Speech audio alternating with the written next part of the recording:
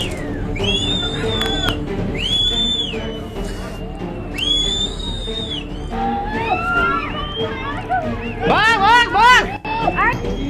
हम तो इधर ही हैं हर्षमुखपुरा की तरफ। ये तो आ ही रहा लगा था।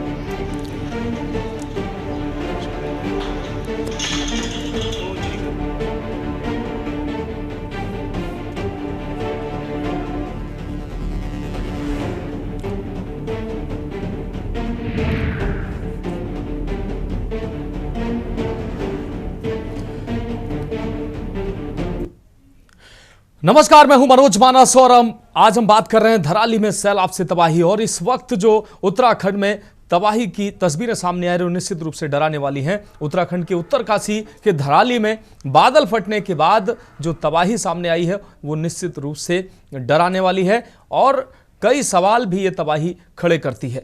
जिस तरीके से ताश के पत्ते की तरह घर सैलाब में बहते नजर आ रहे हैं, उसके चपेट में जो भी आया वो सैलाब ने सब कुछ समेटते हुए अपने साथ सैलाब ले गई। तो जिस तरीके से ये धराली में सैलाब आया है, अब ये सैलाब न सिर्फ अपने पीछे तबाही छोड़ रहा है बल्कि तमाम सवाल भी खड़े कर रहा है। आपको बता दें, उत्तराखंड के उत्तरकाशी जिले के धराली गांव में मंगलवार को बादल फटने की एक बड़ी घटना सामने आई। इस प्राकृतिक आपदा ने गांव में भारी तबाही मचाई है, जिसमें कई घर, दुकानें, होटल सब बह गए। इस हादसे में कम से कम 4 लोगों की मौत की खबर सामने आ रही है, जो पुष्टि हुई है। बाकी लगभग 2 दर्जन से ज्यादा जो लोग हैं वो अब तक अभी लापता बताए जा रहे हैं। घटना धराली गांव के पास भागीरथी गंगा नदी के क्षेत्र में हुई, जहां बादल फटने से अचानक बाढ़ और मलबे का सैलाब आ गया। सैलाब ने गांव के बाजार को मलबे में बदल दिया। कई इमारतें पूरी तरह से नष्ट हो गईं। स्थानीय लोगों का कहना है कि 10-12 लोग मलबे में दबे हो सकते हैं, जबकि 20 से 25 होटल, होम स्टे इस सैलाब में बह गए हैं। हादसे की सूचना मिलते ही उत्तराखंड पुलिस, एसडीआरएफ, एनडीआरएफ और भारतीय सेना की टीम मौके पर पहुंची। बचाव कार्य तेजी से शुरू कर दिया गया, लेकिन भारी बारिश और बंद रास्तों ने राहत कार्यों में मुश्किल पैदा कर रखी है। उत्तराखंड के मुख्यमंत्री पुष्कर सिंह धामी ने इस घटना पर दुख जताया और कहा कि हम स्थिति पर नजर बनाए हुए हैं। एनडीआरएफ और जिला प्रशासन की टीमें युद्ध स्तर पर राहत और बचाव कार्य में जुटी हैं। केंद्रीय गृह मंत्री अमित शाह ने भी मुख्यमंत्री धामी से बात की है और केंद्र की ओर से हर संभव मदद का आश्वासन दिया है। मौसम विभाग ने उत्तराखंड में 10 अगस्त तक भारी बारिश की चेतावनी जारी की है। खासकर पहाड़ी इलाकों में तेज बारिश और भूस्खलन का खतरा बना हुआ है। लोगों से नदियों और नालों से दूर रहने की अपील की गई है। धराली गांव जो गंगोत्री धाम के रास्ते पर स्थित है, एक खूबसूरत पर्यटक स्थल है। प्रशासन ने लोगों से सुरक्षित स्थानों पर जाने की अपील की है। बचाव टीमें लापता लोगों की तलाश में जुटी हुई हैं। प्रभावित परिवारों को मदद पहुंचाने की कोशिश की जा रही है। यह घटना उत्तराखंड में बार बार होने वाली प्राकृतिक आपदाओं की याद दिलाती है। और इस बीच देहरादून से बड़ी खबर सामने आ रही है। बड़ी खबर देहरादून से सामने आ रही है। धराली हादसे में बड़ी खबर सामने आ रही है। देहरादून से इस वक्त की बड़ी अपडेट सामने आ रही है। MI-17 और चिनूक से होगा रेस्क्यू ऑपरेशन। यह बड़ा फैसला लिया गया है। सेना की मदद ली गई है। राहत एवं बचाव कार्य में युद्ध स्तर पर सेना लगी हुई है। सेना और अर्धसैनिक बलों की मदद ली जा रही है। 2 MI-17 और 1 चिनूक हेलीकॉप्टर रेस्क्यू में लगाया गया है। जिला प्रशासन, सेना, एसडीआरएफ, एनडीआरएफ, ITBP ये टीमें राहत बचाव कार्य में जुटी हुई हैं। आपदा कंट्रोल रूम से भी स्थिति की निरंतर निगरानी की जा रही है। आपदा प्रबंधन विभाग ने एयर रेस्क्यू के लिए पत्र लिखा है। आपदा प्रबंधन ने भारतीय वायुसेना को पत्र भेजा है। तो बड़ी खबर इस वक्त की धराली हादसे से जुड़ी ये बड़ी खबर देहरादून से खबर अपने दर्शकों को दिखा रहे हैं। MI-17 और चिनूक से होगा रेस्क्यू ऑपरेशन। लगातार बारिश और सैलाब की वजह से रेस्क्यू कार्यों में बाधा आ रही है। इसको देखते हुए MI-17 हेलीकॉप्टर और चिनूक जैसे हेलीकॉप्टरों से अब रेस्क्यू का फैसला लिया गया है, जिसके लिए वायुसेना को पत्र लिखा गया है। जिला प्रशासन, सेना, एसडीआरएफ, एनडीआरएफ, ITBP, स्थानीय पुलिस और सेना, अर्धसैनिक बल सब रेस्क्यू में लगे हुए हैं। आपदा कंट्रोल रूम से भी स्थिति की निगरानी की जा रही है, क्योंकि यह आपदा कहीं ना कहीं बड़ी आपदा है। आपदा प्रबंधन विभाग ने एयर रेस्क्यू के लिए तैयारी की।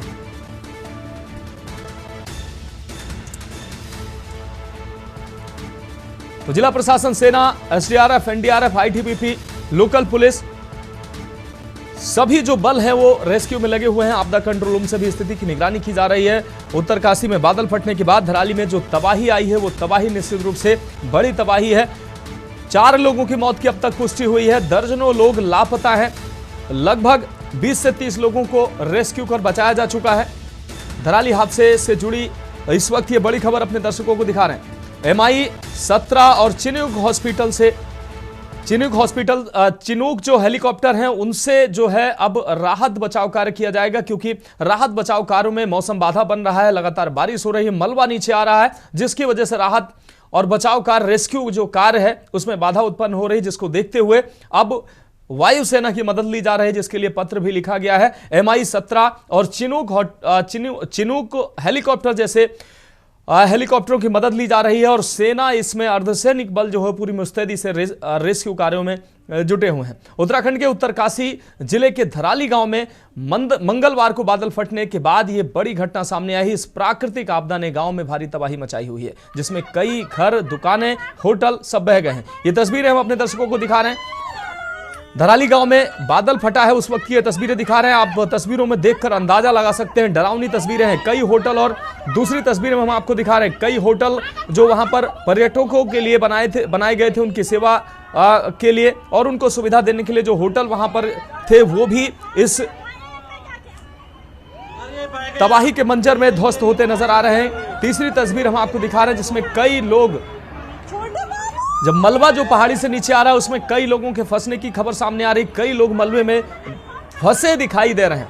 तो ये 3 तस्वीरें अपने दर्शकों को दिखा रहे हैं। उत्तराखंड में बादल फटने के बाद जो भयंकर तबाही आई है उसकी ये 3 तस्वीरें निश्चित रूप से डराने वाली हैं और कोई भी व्यक्ति इन तस्वीरों को देखकर सहम जाएगा। धराली गांव में बादल फटने के दौरान जो पहली तस्वीर हम दिखा रहे हैं, किस तरीके से डरावनी तस्वीर है। मलबा और जो सैलाब आया वो सब कुछ अपने साथ समेटते हुए आगे बढ़ता चला गया। तो पहाड़ से एक ही आवाज सुनाई दी जिस वक्त ये सैलाब आया कि भागो भागो सैलाब आया।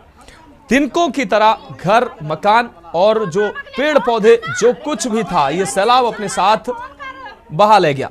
उत्तराखंड में ये बादल फटने के बाद भयंकर तबाही आई हुई है। हालांकि अर्धसैनिक बल, SDRF, NDRF, ITBP की तमाम टीमें राहत बचाव कार्यों में लगी हुई हैं। इसके बाद अब राहत बचाव कार्यों में बाधा आ रही है, इसके लिए वायुसेना की मदद ली जा रही है। MI 17 और चिनूक हेलीकॉप्टर की मदद ली जा रही है। इसके लिए वायुसेना को पत्र लिखा गया है ताकि जो फंसे लोग हैं उनको रेस्क्यू किया जा सके, क्योंकि मौसम लगातार बारिश और मलबा जो पहाड़ी से आ रहा है वो रेस्क्यू कार्यों में बाधा बन रहा है। ये 2 तस्वीरें अपने दर्शकों को दिखा रहे हैं। बादल फटने के दौरान कितनी तेजी से मलबा और सैलाब आता है नीचे और सब कुछ अपने साथ बहा ले जाने के लिए आतुर दिखाई देता है। ये तस्वीरें निश्चित रूप से डराने वाली है और अपने साथ जो कुछ भी सामने आया, ये तस्वीरें साफ तौर पर गवाही दे रही हैं कि अब सामने, सैलाब के सामने जो कुछ भी आया वो सब कुछ ये सैलाब अपने साथ बहा कर ले गया। दूसरी तस्वीर में हम आपको दिखा रहे हैं बादल फटने के बाद मलबा किस तरीके से नीचे आ रहा है और लोगों के जो गांव वहां पर हैं, वहां के जो घर हैं, उनको अपने आगोश में ये मलबा ले रहा है। इस दौरान कई ऐसी तस्वीरें भी सामने आई हैं जहां पर लोग फंसे हुए हैं, वो चीख पुकार कर रहे हैं। अपने जो लोग दूर से देख रहे हैं वो चीख पुकार मचा रहे हैं कि काश उनको कोई बचा ले या कोई मदद उनके पास पहुंचे ताकि उनकी जान बच सके।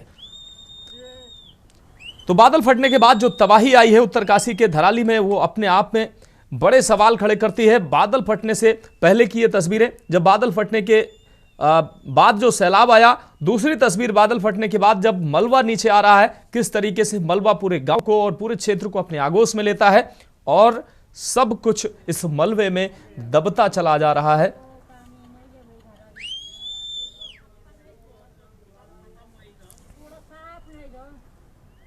मकान चल गया यार।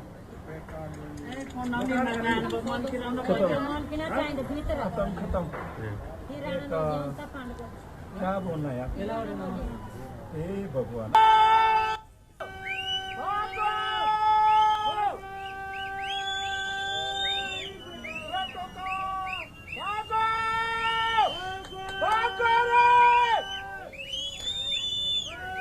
तो उत्तरकाशी में बादल फटने के बाद भयंकर तबाही, ये तस्वीरें हम अपने दर्शकों को दिखा रहे हैं। 2 तस्वीरें अपने टेलीविजन स्क्रीन पर हमारे दर्शक देख सकते हैं। पहली तस्वीर बादल फटने के दौरान की है, जब मलबा पहाड़ी से नीचे आ रहा है और सब कुछ अपने आगोश में लेकर समेटता चला जा रहा है। इस दौरान घर, मकान, होटल, जो भी कुछ सामने आए, मलबा अपने साथ समेटता चला गया। होटल बह गए, घर बह गए। इस हादसे में कम से कम 4 लोगों की मौत की खबर सामने आ रही है। लगभग 2 दर्जन से ज्यादा लोग घायल हैं। 2 दर्जन से ज्यादा लोग अभी तक लापता बताए जा रहे हैं। घटना धराली गांव के पास भागीरथी गंगा के पास की ये तस्वीरें हैं, जहां बादल फटने के बाद पूरे गांव को जो है मलबे ने अपने आगोश में ले लिया। और अब इस विषय पर चर्चा के लिए हमारे साथ अहम जानकारी के लिए खास हमारे साथ अलग अलग जनपदों से संवाददाता जुड़े हुए हैं, खास मेहमान भी हमारे साथ जुड़े हुए हैं, उनके पास जाएंगे। हादसे पर सीएम धामी ने क्या कुछ कहा वो भी हम आपको सुना देते हैं। हादसे पर धराली डीएम का भी बयान सामने आया। हादसे पर विधायक सुरेश ने क्या कुछ कहा वो हम आपको सुना देते हैं। वाराणसी जनपद के धराली क्षेत्र में बादल फटने की अभी सूचना आई है और बहुत तेज गति से मलबा आया है पानी के साथ। हमारा प्रयास है कि इस समय में सभी को जल्दी से जल्दी राहत के काम किए जाएं, बचाव के कार्य किए जाएं। जिला प्रशासन के लोग वहां पहुंच रहे हैं, साथ में हमारी सेना के लोग, एनडीआरएफ, एसडीआरएफ, आपदा प्रबंधन विभाग लगातार कोशिश कर रहा है कि हमारी सर्वोच्च प्राथमिकता है कि सभी को इस समय राहत की जाए, सभी को बचाया जाए और हर प्रकार से जान माल की सुरक्षा की जाए। इज्जत, अभी वहाँ पे डाटा आपके पास कुछ अवेलेबल? जी, अभी एग्जैक्ट डेटा तो नहीं मिला है, लेकिन ये इन्फॉर्मेशन जरूर है कि धराली में खीर गंगा है गदेरा, जिसमें ऊपर जैसा वीडियो में भी हम देख पा रहे हैं कि क्लाउड बस्ट होने से काफ़ी पानी एक साथ आया है, एकदम से आया है। और चूँकि वहाँ पे गेस्ट हाउस हैं और छोटे रेस्टोरेंट भी है और होटल्स भी हैं, तो उसी के मद्देनज़र हमने अपना आर्मी का टीम हरसेल की है, उनको मैंने रिक्वेस्ट करके तुरंत भिजवा दिया था। और उनका भी एक अभी मेरे फ़ोन पे अभी नेटवर्क पे मेरे कनेक्टिविटी थोड़ा वीक हो रहा है, वहाँ पे कनेक्ट नहीं हो पा रहा है, लेकिन कुछ एक लॉसेस की सूचना है। तो 4 लोगों का उन्होंने मुझे बताया था कि लॉस का आया है और प्रॉपर्टी का लॉसेस भी है। तो हम लोग मौके पे निकलने हैं और मौके पे ज़्यादा अच्छा उसका ये सर किसी प्रकार की सर मानहानि का कुछ? जी, जनहानि का 4 का उन्होंने बताया। कोई होटल्स, कोई मकान? अब वो तो अभी तुरंत ही घटना घटी है, तो उसमें थोड़ा सा टाइम लगता है सेटल करने में। कि जैसे हमारी टीम, तहसील का टीम चली गई है, पीडब्ल्यूडी का टीम चली गई है, एसडीआरएफ, एनडीआरएफ को मैं भेज चुका हूँ। तो वो एक इवेल्युएशन में टाइम लगता है थोड़ा सा, 1 घंटे के बीच में, बाद के आसपास हमें एग्जैक्ट इन्फॉर्मेशन मिल जाएगी। अभी धराली में खीर घाट के ऊपर बादल फटने से धराली गांव के नीचे वाला पूरा हिस्सा और बहुत प्रलय का वहां पे जो है मंजर जो हुआ है। और तत्काल जो मुखबा वालों ने तत्काल जो है सूचना दी और मैंने तत्काल जो है माननीय मुख्यमंत्री जी जो अभी त्रिपुरा में हैं उनको तत्काल सूचना दे दी है। जिलाधिकारी को इसके लिए अलर्ट कर दिया गया है। हमारी वहाँ पे जो हरसिल में आर्मी की टीम थी, आर्मी की टीम वहाँ पर पहुँच गई है और एनडीआरएफ, एसडीआरएफ की टीम भी मौके पे पहुँच रही है। बहुत बड़ी ऐसी दुर्घटना है। हम भगवान से इस समय जो इस घड़ी में सबको मजबूती के साथ जो है पूरी टीम को वहाँ पे लगा दिया गया है।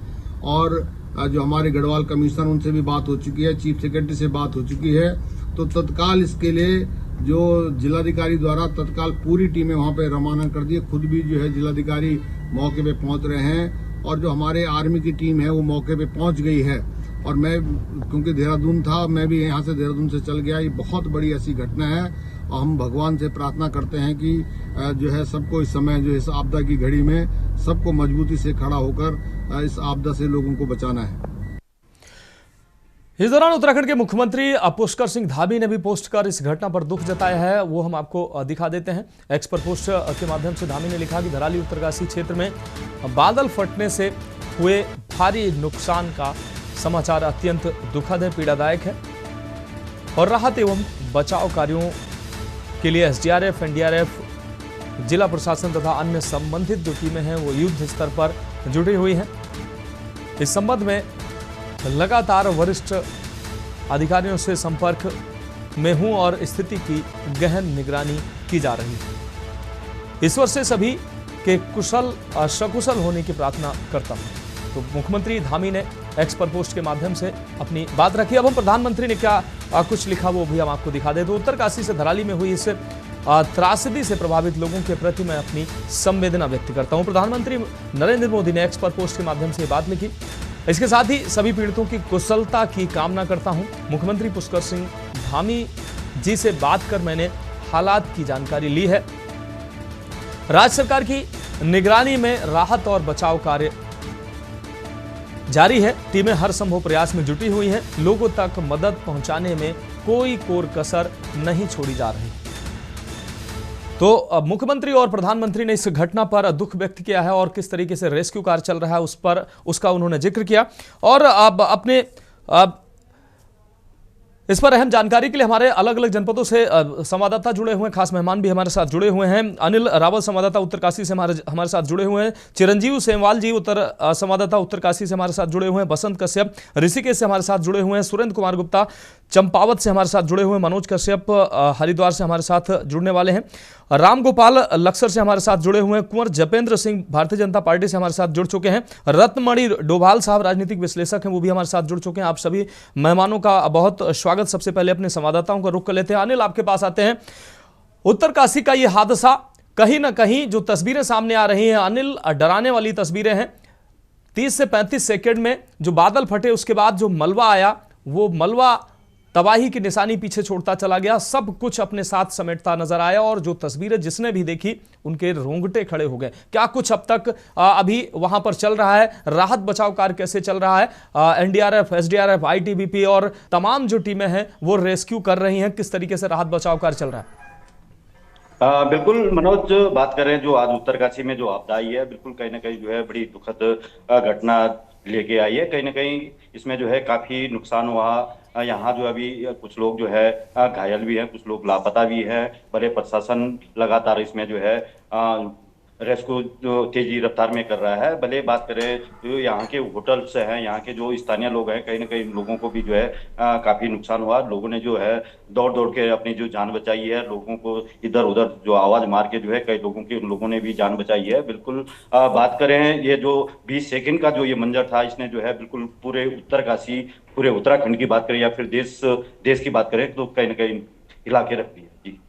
जी निश्चित रूप से जो राहत बचाव कार्य की अगर हम अनिल बात करें तो राहत बचाव कार्य के लिए टीमें वहां पर मुस्तैद हो गई हैं। एनडीआरएफ की वहां टीमें पहुंचने की बात कही जा रही थी, वो टीमें पहुंच गई हैं। आईटीबीपी, एसडीआरएफ और जो लोकल सुरक्षा बल के साथ कहीं जो अन्य जो है सुरक्षा के लिए जो तमाम व्यवस्थाएं की गई हैं वो राहत बचाव कार्य कर रही हैं। डॉक्टरों की टीम बताया जा रहा है कि मौके पर पहुंच गई है। जो लोग मलबे से निकाले जा रहे हैं, जिनका रेस्क्यू किया जा रहा है, उनको तुरंत मेडिकल जो सुविधा पहुंचाई जा सके, इसकी भी व्यवस्था की गई है।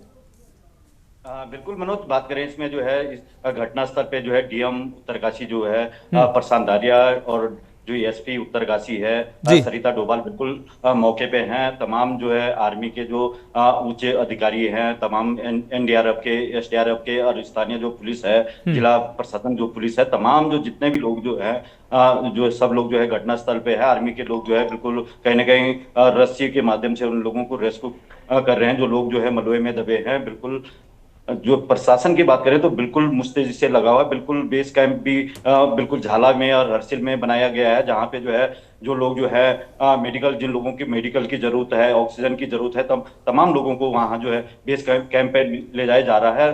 भले जिला प्रशासन की बात करें तो कहीं ना कहीं उन्होंने जो है हेल्पलाइन भी जारी किया है कि ताकि जो है जो इधर उधर जो लोग फंसे हुए हैं ताकि जो इस नंबर पे कहीं ना कहीं संपर्क कर सकें। ठीक है, आप जुड़ रहे हैं हमारे साथ बसंत कश्यप जुड़े हुए हैं ऋषिकेश से। बसंत, ऋषिकेश की बात करें या उत्तराखंड? हाँ, उत्तराखंड हमेशा से डेंजर जोन में रहा है और ये जो समय होता है बरसात का खासकर समय होता है, लगातार हर दिन कोई ना कोई घटना अलग अलग जनपदों में देखने को मिलती है। उत्तरकाशी में बड़ी घटना घटित हुई है। इसके अलावा कई अन्य जो जनपद हैं, कई अन्य जो क्षेत्र हैं वो भी डेंजर जोन में हैं। लगातार वहां पर भी कहीं भूस्खलन हो रहा है, कहीं लोग फंसे हुए हैं। तो इस तरीके की घटनाएं सामने आ रही हैं। कई क्षेत्रों में अलर्ट जारी किया गया है। राहत बचाव कार्य जहां यह घटना उत्तरकाशी में हुई है वहां तो चल ही रहा है। अन्य क्षेत्रों में किस तरीके से अलर्ट जारी किया गया है? अलर्ट को देखते हुए प्रशासन किस तरीके से मुस्तैदी से अपना काम कर रहा है? तो देखिए मनोज, मैं बता दूं, जैसे ही मानसून दस्तक देता है वैसे ही उत्तराखंड प्राकृतिक आपदाओं का दंश झेलना शुरू हो जाता है। कहीं पहाड़ दरकने लगते हैं तो कहीं गाद गधेरे उफान पर आ जाते हैं, तो कहीं गंगा का जल इस तरह प्रवाह तेजी से बढ़ता है और उसकी जो मैदानी क्षेत्र है वहां पर जो खेत खलियान है वो बहने लगते हैं, लोगों को मुश्किलों का सामना करना पड़ता है। आज उत्तराखंड के उत्तरकाशी जो धराली में हादसा वो बड़ा ही भयभीत करने वाला हादसा है, क्योंकि उत्तराखंड एक पहले से उत्तराखंड जो प्राकृतिक आपदाओं का दंश झेल रहा है। 2013 से लेकर के अब तक कहीं ज्यादा आपदाएं उत्तराखंड में आ चुकी है, चाहे छोटी आपदा हो, चाहे बड़ी आपदा हो, चाहे पौड़ी की हो, चाहे पटेरी की हो, या फिर उत्तरकाशी की हो, चमोली, तमाम जिलों में इस तरह की तस्वीरें हम देखते हैं। जब मानसून आता है तो खुशी के साथ साथ गम भी लेकर के आता है। यही तस्वीरें हम देख रहे हैं थराली में, जब मानसूनी आफत ने इस तरह से कहर बरपाया है कि चारों तरफ जो है तबाही देखने को मिले। ऋषिकेश में भी इस तरह का मंजर देखना, चंद्रभागा नदी, सोसवा नदी, सोंग नदी, तमाम जो गाद गदरे वो उफान पर बह रहे हैं और गंगा का जलस्तर तेजी के साथ बढ़ रहा है। गंगा का जलस्तर इस समय वार्निंग लेवल को छू रहा है, जिससे जो मैदानी इलाके हैं, चाहे फिर हरिद्वार बोले, लक्सर बोले, बालावाली बोले, तो उसके निचले इलाके हैं उनमें बाढ़ जैसे हालात पैदा जरूर हो सकते हैं। हालांकि प्रशासन की बात करें तो प्रशासन पूरी तरह से मुस्तैद है। तहसील प्रशासन हो, जिला प्रशासन हो, SDRF हो, NDRF हो, तमाम जो टीमें हैं जो आपदा राहत से जुड़ी है उनको मुस्तैदी से अलर्ट पर रखा गया है। जो घाट है उन पर भी जल पुलिस के जवान मुस्तैदी से तैनात है, ताकि किसी भी तरह की कोई अपनी घटना होती है तो उसको वहाँ जल्दी से निपटा जाए। जो लोग गंगा में बह जाते हैं, जो श्रद्धालु स्नान कर जाते हैं, उनको भी वहां से निकालने का प्रयास किया जाता है। तो तमाम जो टीमें हैं उनको अलर्ट पर रखा गया है। तहसील प्रशासन की टीम भी अपना काम कर रही है, मॉनिटरिंग कर रहे हैं। खुद मुख्यमंत्री जो हाल में जो हादसा वो खुद मुख्यमंत्री। ठीक है बसंत, आपकी बात आ गई। सुरेंद्र गुप्ता हमारे साथ है, चंपावत से जुड़े हुए। सुरेंद्र, आपको रुक कर रहे हैं। सुरेंद्र, चंपावत की अगर बात करें, चंपावत में भी सुरेंद्र आपको रोकेंगे। इससे पहले बड़ी खबर सामने आ रही है, इस वक्त की बड़ी खबर अपने दर्शकों को दिखा रहे हैं। उत्तरकाशी से बड़ी खबर, धराली सैलाब की खौफनाक तस्वीरें सामने आ रही हैं। धराली सैलाब की खौफनाक तस्वीरें सामने आ रही, तबाही प्रलय की चपेट में पूरा धराली बाजार आया है। जिंदगी बचाने को लोग भागते नजर आए। ये बड़ी अपडेट सामने आ रही है। दलदल से निकलने के लिए लोग कोशिशें करते रहे, लेकिन वो कई लोग अपने आप को बचा नहीं पाए।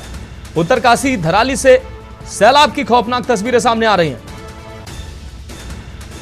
तबाही और प्रलय की चपेट में पूरा धराली बाजार आया है।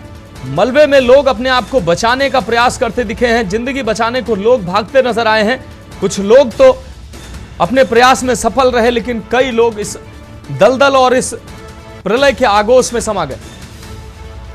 तो उत्तरकाशी के धराली से सैलाब की खौफनाक तस्वीरें सामने आ रही हैं।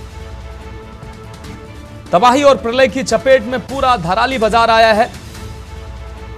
जिंदगी बचाने के लिए लोग भागते नजर आए, अपनी जान बचाने के लिए मशक्कत करते नजर आए कि किसी तरीके से उनकी जान बच सके। दलदल से निकलने का प्रयास लोगों ने किया। उत्तरकाशी के धराली के सैलाब की एक खौफनाक तस्वीरें अपने दर्शकों को हम दिखा रहे हैं। तबाही और प्रलय की चपेट में पूरा धराली बाजार आया है। जिंदगी बचाने के लिए लोग भागते नजर आए। तो दलदल से निकलने के लिए लोग कोशिशें करते नजर आए।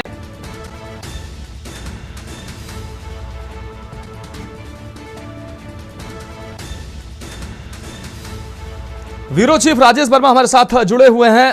राजेश जी, जो उत्तरकाशी के धराली से तस्वीरें आई हैं सामने, वो तस्वीरें निश्चित रूप से चौंकाने वाली तस्वीरें हैं, और लोग किस तरीके से दलदल से अपने आप को निकालने का, और जो ये प्रलय रूपी जो मलबा आ रहा था, इसमें जो लोग फंसे थे, अपने आप को निकालने के लिए प्रयास कर रहे थे। ये खौफनाक तस्वीरें सामने आई हैं। क्या कुछ अहम अपडेट है इस पर? बिल्कुल मनोज, देखिए ये तस्वीरें इस बात को लेकर के बयां करती है कि इतनी बड़ी त्रासदी जो है इस समय उत्तरकाशी के धराली में आई है। ये इस बात को लेकर के भी बयां करती है कि जब ये फ्लड आया, यानी कि जब बादल फटा और उसके बाद जो जल सैलाब इस बाजार में आया, जो मार्केट में आया, उसमें जो रिहायशी इलाके पे इसका अटैक पड़ा है। और कहीं ना कहीं बड़ी जो है यहाँ पर स्थानीय लोगों के साथ साथ पर्यटक भी इस यहाँ पर मौजूद थे। और अब जो तस्वीरें निकल के आ रही है वो वाकई ही भयावह भी है, और एक कहीं ना कहीं एक दिल को छू जाने वाली वो तस्वीरें हैं। जो लोग दबे हुए हैं उनको तो सर्च करने का अभियान यहाँ आपदा प्रबंधन की टीमें कर रही है, लेकिन जिन लोगों ने अपने आप को बचाने की कोशिश की, यानी कि उस दलदल से, उस जल सैलाब से निकालने की कोशिश की, उनकी तस्वीरें जो है वो साफ तौर पर वे एक्सक्लूसिव तस्वीरें के न्यूज पे दर्शक देख सकते हैं कि किस तरीके से दलदल में फंसा व्यक्ति जो है वो अपनी जान बचाने के लिए वो निकला है वहां से, और कहीं ना कहीं वो दलदल में धंसा, उस गांव में धंसा, और उसके बाद उसने बड़ी हिम्मत के बाद अपने आप को बचाया, यानी कि रेंगता हुआ वो एक सुरक्षित स्थान पर पहुंचा। कई लोगों ने उसे आवाज दी कि जल्द से जल्द ऊपर आ जाओ वरना बह जाओगे, दब जाओगे। तो इस तरह की तस्वीरें मनोज कहीं ना कहीं भयावह तस्वीरें जो है, भावुक करने वाली तस्वीरें, जो जान को बचाने के लिए, जान से खेलने के लिए तो एक तरीके से यहाँ पर देखने को मिली। लेकिन ये तस्वीरें वो है जो कैमरे की निगाह से इस समय दिख रही है, लेकिन कुछ ऐसी तस्वीरें हैं मनोज जो इस समय इस हैवी मलबे के नीचे कई लोगों के दबे होने की आशंका है। देखिए लगातार रेस्क्यू टीमें वहां पर पहुंची हुई है, सेना की टीम वहां पर पहुंची है, हवाई जो वायुसेना की जो टीम है उनका भी सहारा जो है उस रेस्क्यू टीम में लिया जाएगा। देखिए अभी ये जो लोग इसमें दबे हुए हैं, कई लोग बह चुके हैं, कई होटल व्यवसाय के जो वहां पर लोग रुके थे उनका किसी का आता पता नहीं है। तो कहीं न कहीं जो पूरा ये मामला है इससे अभी देखिए काफी समय जो है वो यहाँ पर जो रेस्क्यू टीम है उनको लगेगा पूरे सर्च करने में, क्योंकि ये एक दिन का काम नहीं है, एक घंटे का काम नहीं है, काफी हैवी। निश्चित रूप से राजेश वर्मा जी, जो तस्वीरें हैं कहीं ना कहीं रोंगटे खड़ी कर देने वाली तस्वीरें हैं, और दूसरी तरफ अपने जान बचाने के लिए किस तरीके से जद्दोजहद की जा रही है। तो कहीं ना कहीं लोग जो इस मलबे में दबे, इस प्रलय की चपेट में आए, वो अपनी जिंदगी, अपनों की जिंदगी बचाने के लिए जद्दोजहद करते नजर आ रहे हैं। ये तस्वीरें हमारे दर्शक देख सकते हैं किस तरीके से महिलाएं फंसी हुई हैं और पुरुष फंसे हुए हैं मलबे से अपने आप को। ये देखिए कि किस तरीके से निकालने का प्रयास कर रहे हैं, चीख चिल्ला रहे हैं, उनके परिजन दूर खड़े होकर उनका हौसला बढ़ा रहे हैं कि किसी तरीके से वो मलबे से निकल कर अपनी जान बचाएं। तो ये तस्वीरें कहीं ना कहीं, ये मंजर जो है वो रोंगटे खड़े कर देने वाला मंजर है, और ये तस्वीरें जो हैं वो कहीं ना कहीं भयावह तस्वीरें हैं। 2013 का जो तबाही उत्तराखंड ने देखी, उसके बाद ये तबाही जो है वो रोंगटे खड़े कर देने वाली तबाही है। फिलहाल एक छोटे से ब्रेक के लिए रुक रहे हैं, हमारे साथ खास मेहमान जुड़े हुए हैं। ब्रेक के बाद मेहमानों का रुख करेंगे। आप देख रहे हैं के न्यूज, खबरों का सारथी।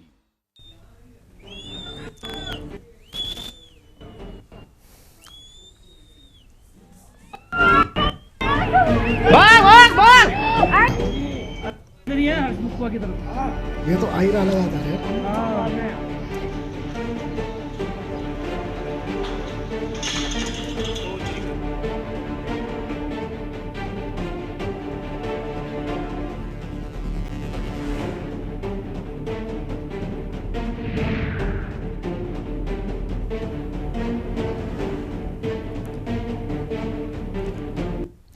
तो ब्रेक के बाद एक बार फिर से आपका स्वागत है। हम बात कर रहे हैं धराली में कुदरती तबाही की, और सीधे अपने मेहमानों का रुख करते हैं।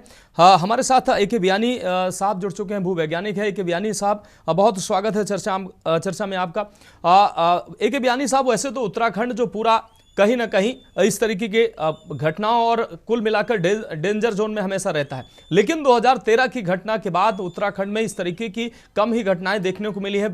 इतना व्यापक तबाही फैलाने वाली जो इस तरीके की जो घटनाएं हैं कम ही देखने को मिली हैं। वैसे तो आए दिन इस तरह की घटनाएं होती हैं, लेकिन ये घटनाएं, इन घटनाओं के पीछे भूवैज्ञानिक कोई कारण हो सकता है, या कहीं ना कहीं ये बादल फटने की घटना है, इस तरीके की घटनाएं, और पहाड़ी क्षेत्र है तो ये घटनाएं, इसको सामान्य घटना कहा जा सकता है। देखिए, ये जो घटनाएं हो रही है ये उत्तराखंड के लिए बहुत ही चिंता की विषय है जी, और हमें यहाँ पे दो चीजों में डिफरेंस करना पड़ेगा। भूवैज्ञानिक घटनाएं अलग होती है, मौसम की घटनाएं अलग होती है।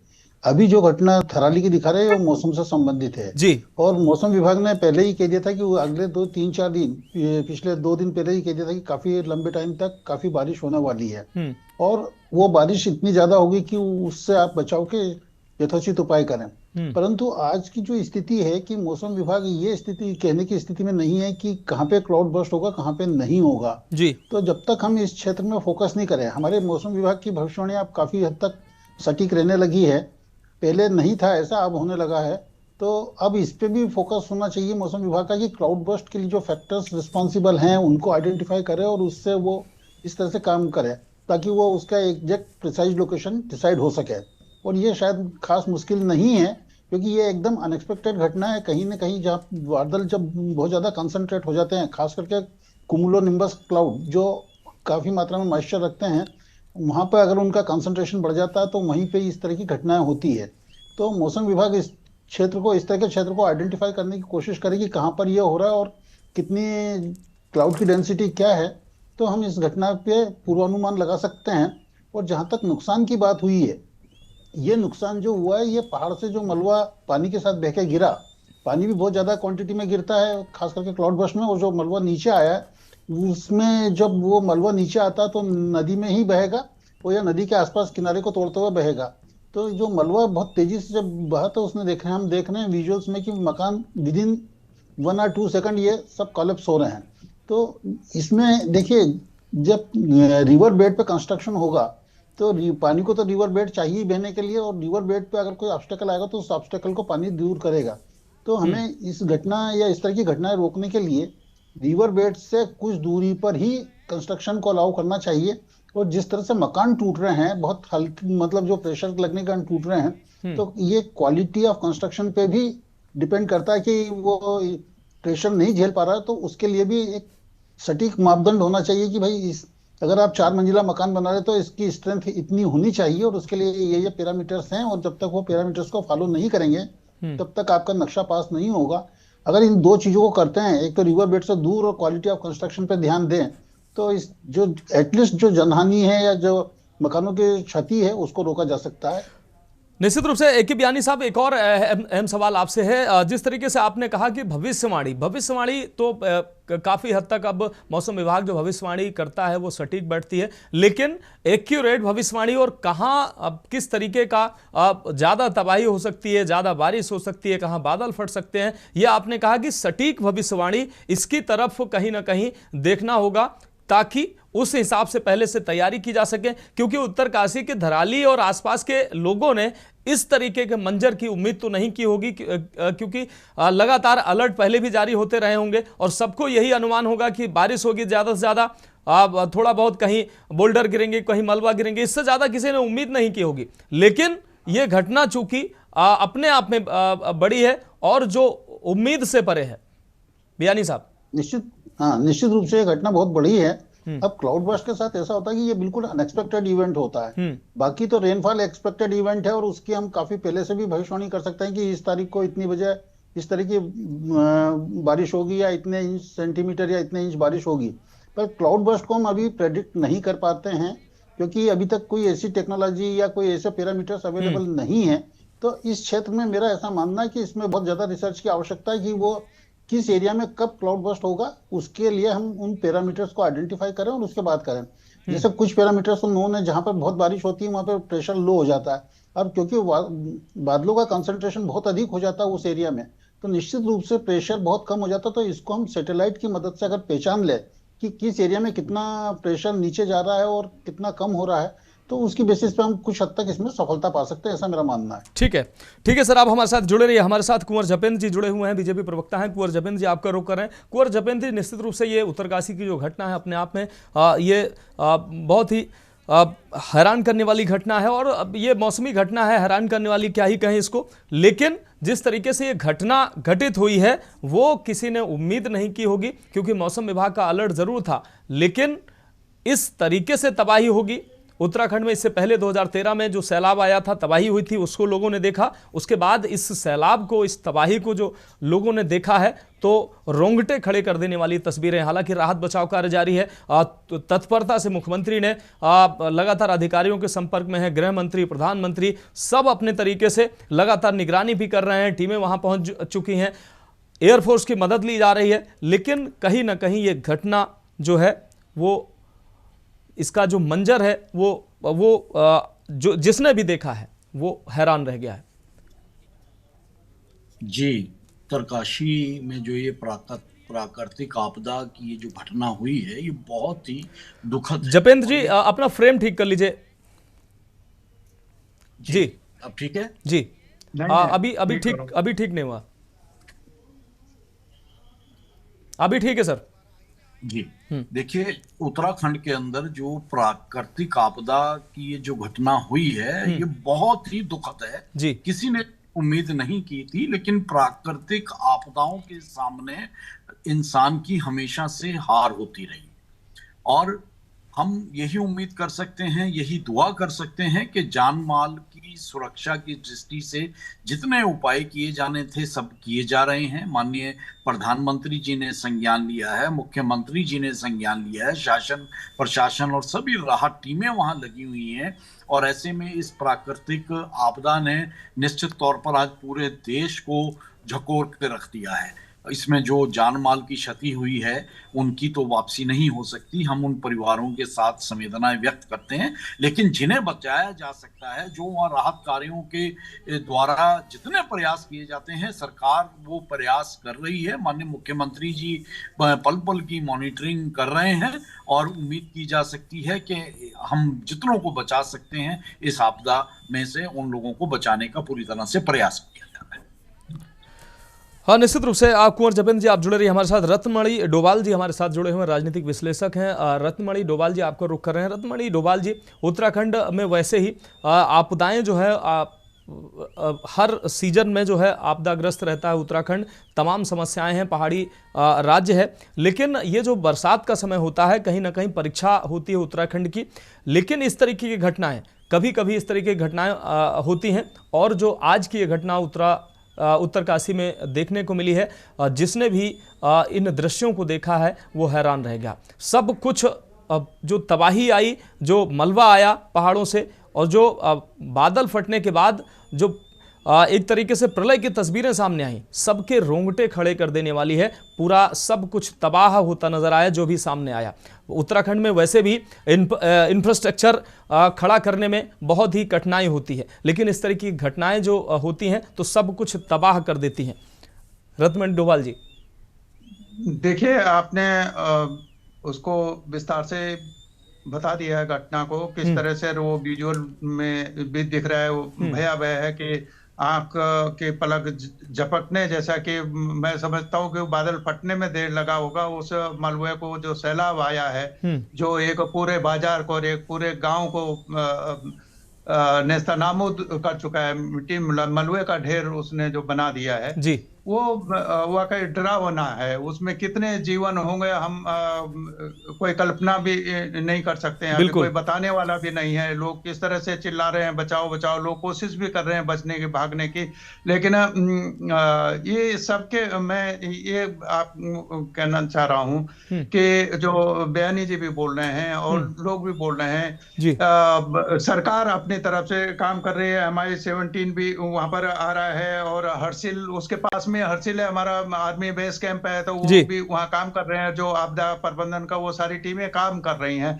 लेकिन मैं थोड़ा सा चिंता की बात मेरे लिए ये है, मैं ये उसको साझा आपसे करना चाहता हूं कि इन घटनाओं से हम कोई सबक नहीं सीखते हैं। 2-3 दिन हम चर्चा करेंगे, और भी लोग चर्चा करेंगे और सरकार भी चर्चा करेगी, और उसके बाद हम दूसरी घटना का इंतजार करते हैं, इसको भूल जाते हैं। ये जो प्रकृति है, अब यानी जी वो ठीक कह रहे थे कि भाई जो आप उसका आप अनुमान नहीं लगा सकते हैं, लेकिन जो रिवर बेल्ट है, हम पहाड़ के लोग हैं, मैंने ये देखा है कि बरसात के समय में जो पहले तो गांव पानी से दूर बसे हुए हैं, और जो पानी के नजदीक भी बसे हुए हैं, तो वो बरसात के समय में अपने पशुओं को लेकर घर बार लेकर ऊपर पहाड़ों पे चले जाते थे। मवेशी वो डाना बोलते हैं उसमें, वहीं वो छप्पर ऊपर डाल के वहां रहते थे बरसात के समय में। तो निश्चित रूप से वो हमसे ज्यादा, आज के वैज्ञानिकों से और आपसे हमसे ज्यादा वो लोग जानते थे कि वो प्रकृति क्या कर सकती है, और वो उससे बचने के लिए अपने आप ही दूर चले जाते थे, कोई ले नहीं जाता था। अब चूंकि मशीन आ गई है, बाजार की व्यवस्था आ गई है, और ये सब के बावजूद हमारा जो पूरा उत्तराखंड है वो भूकंपीय जोन में भी है, इसमें सब जानते हैं उसको, कोई ऐसी बात नहीं है। लेकिन अभी तक हम एक डिजाइन मकान का जो भूकंप से सुरक्षित हो, जो गुणवत्ता पूर्वक सुरक्षित हो, वो डिजाइन हम ये 25 साल में उत्तराखंड को नहीं दे पाए हैं लोगों को। आपके लिए ये डिजाइन है। आप जो रिवर बेल्ट में जो जितना वैध अवैध निर्माण जो कुछ हो रहा है, लोग लगा रहे हैं, उसको नहीं रोक पाए। उनको हम कोई सलाह नहीं दे पा रहे हैं कि भाई आप यहाँ तक हो सकता है, आप हरिद्वार में आ जाइए। पूरे गंगा का जो बेल्ट है उसको तबाह करने में लगे हैं, और वो गंगा बार बार आ रही है, अपना हिस्सा मांग रही है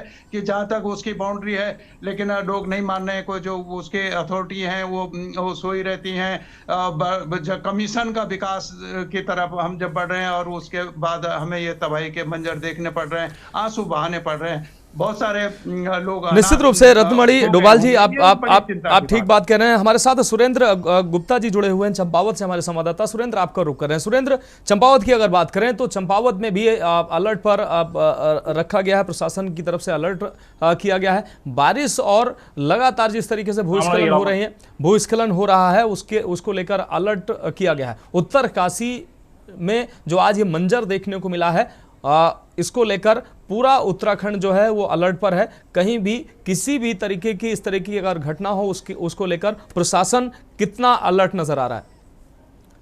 हाँ बिल्कुल मनोज, देखिए मैं आपको बता देना चाहता हूँ कि हर वर्ष मानसून में पहाड़ों में जो आपदाएं आती हैं, इसको लेकर प्रशासन पूरी तरीके से मुस्तैद रहता है, और कहीं ना कहीं सरकार की भी बहुत बड़ी चुनौतियां रहती हैं। आज इस बार की बात करें तो इस बार उत्तरकाशी में जो थराली में इस समय दुर्घटना हुई है, इतनी बड़ी जो आपदा आई है थराली में, इतने लोग मरे हैं, 20 से 25 होटल बह गए हैं, 4 लोगों की मौत हो गई है, कई दर्जनों लोगों की दबने की आशंका भी है। लेकिन जिसको लेकर पहाड़ों में भी अलर्ट जारी कर दिया गया है। पिथौरागढ़ में हो चाहे चंपावत की बात करें तो थराली में इतनी बड़ी घटना को लेकर भी अभी भी लोग सहमे हुए हैं दर्द से। और वहीं पुष्कर सिंह धामी जो राज्य के मुखिया हैं, उनको तुरंत ही त्वरित कार्रवाई करते हुए उन्होंने बचाव टीम का जो कार्य शुरू कर दिया। इसको लेकर भी जहां जनता बेहद क्या कहते हैं चिंता जो कर रही थी, इसको लेकर काफी खुश है, जो कि सरकार पूरी तरीके से मुस्तैद है। एसडीआरएफ की टीम हो चाहे एनडीआरएफ की टीम हो, और एक जो हेलीकॉप्टर है चिनॉट है, जो MI है, वहां पर तैनात कर दिए गए हैं। वहीं अगर बात करें तो केंद्र सरकार की, तो केंद्र सरकार मॉनिटरिंग कर रहे हैं, चाहे प्रधानमंत्री नरेंद्र मोदी हो चाहे अमित शाह जी हो, तो दोनों लोग मॉनिटरिंग कर रहे हैं इस घटना की। और लेकिन बहुत बड़ी घटना है इस बार की, और चुनौतियां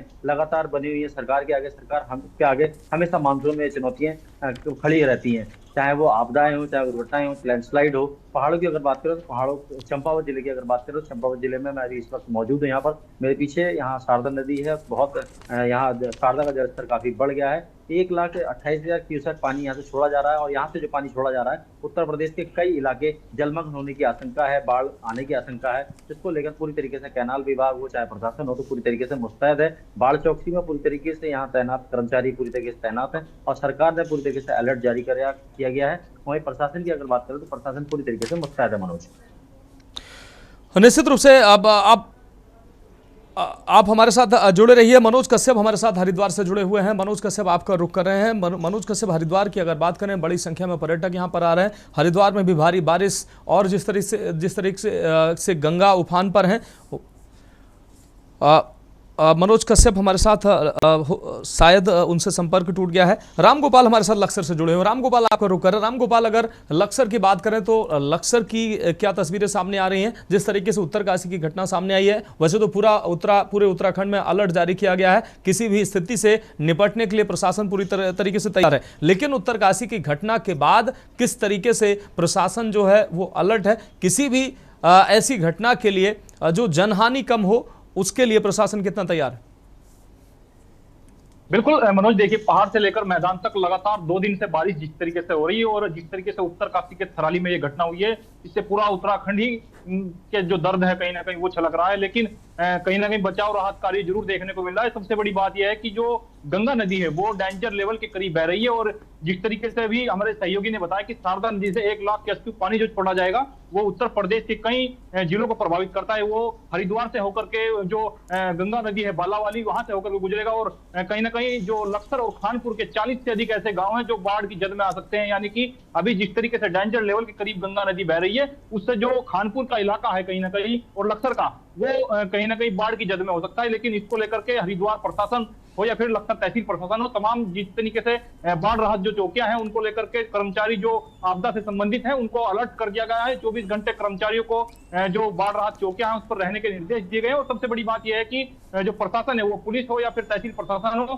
तमाम जो ऐसे सरकार से जुड़े लोग हैं वो गंगा किनारे ना जाने की लोगों को सलाह भी दे रहे हैं, क्योंकि जिस तरीके से वार्निंग लेवल की यदि हम बात कर रहे हैं, यानी कि डेंजर लेवल के करीब जो गंगा नदी है वो बह रही है, और सोलानी नदी हो या फिर बाणगंगा नदी हो। यदि सबसे बड़ी बात यह है मनोज, क्योंकि जो देहात का इलाका है, ये खेती बाड़ी करने वाले जो किसान है उनको इस समय 2 दिन से बारिश हो रही है, और इस बारिश के वजह से जो है काफी परेशानियों का सामना करना पड़ रहा है। चारे की फसलों को लेकर भी लोग परेशान हैं। और मैं यहाँ एक रिहायशी इलाके में मौजूद हूँ। आप देख सकते हैं कि ये रिहायशी इलाका है, और जिस तरीके से पानी का जो फ्लड है वो रिहायशी इलाकों की तरफ रुक कर गया है। क्योंकि सबसे बड़ी बात यही है कि प्रशासन अलर्ट जरूर है, क्योंकि वो एसडीआरएफ की टीम हो या फिर एनडीआरएफ की टीम हो, एक एसडीआरएफ की यूनिट जो है लखसर में तैनात की गई है, क्योंकि आपदा को लेकर के तमाम जो उपकरण है उनको अलर्ट रखा गया है, और इसी को लेकर के प्रशासन जो है सतर्क दिखाई दे रहा है। जी निश्चित रूप से आप हमारे साथ जुड़े रहिए। के व्यानी जी हमारे साथ जुड़े हुए हैं, भूवैज्ञानिक है। के व्यानी जी, आप प्रशासन चाहे जितना अलर्ट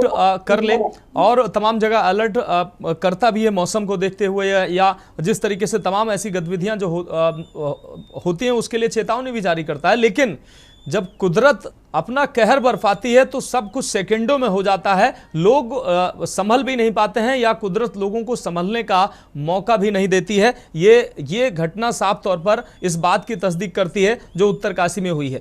30 से 35 सेकंड में सब कुछ सैलाब में तबाह होता नजर आया है। क्या लगता है कि जो हम जैसे इंसान यहाँ पर ये आपदाग्रस्त क्षेत्रों में जाकर हम बस गए हैं, या हमने वहाँ पर अपनी गतिविधि बढ़ाई है, या फिर ये क्षेत्र हमारी गतिविधि के बाद आपदाग्रस्त हो गया है?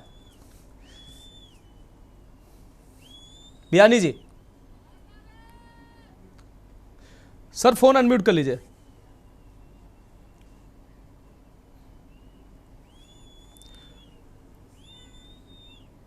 सर फोन अनम्यूट कर लीजिए ताकि आपकी आवाज दर्शकों को मिल सके।